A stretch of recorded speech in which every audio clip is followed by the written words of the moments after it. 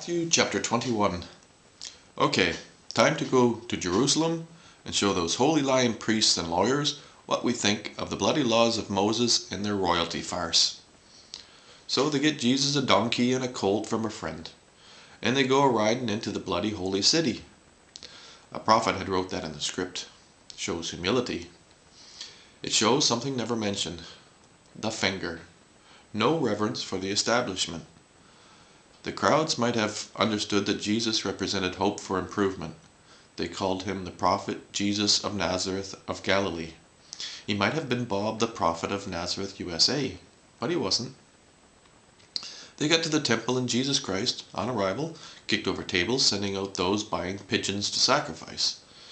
You make a bloody business of burning pigeons. This is not a temple but a den of thieves. Jesus healed a few people, and oddly enough, the Priestly Levites were flaming mad. The crowd cheered.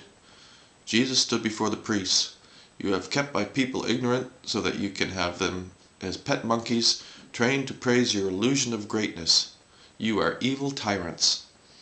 Jesus was so raging upset with the farce that had been used to steal heaven from the life that had inherited it, that he cursed the fig tree that had no figs, and it died.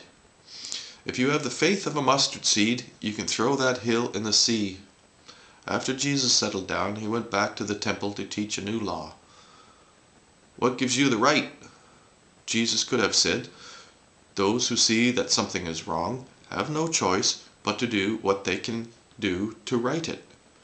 Life depends on our honest perception of it. Our honest perception will tell us what we do.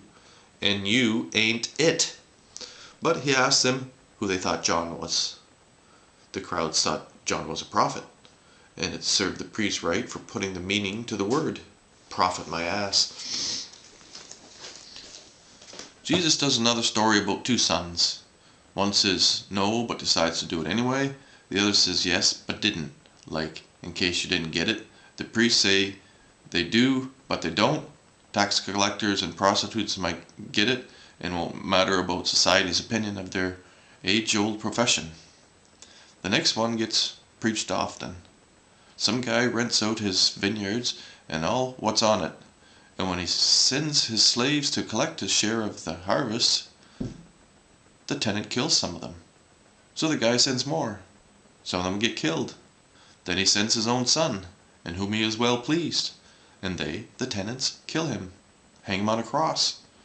After thinking about it, the story ain't so bad. It's the same kind of poetic justice so many writers use.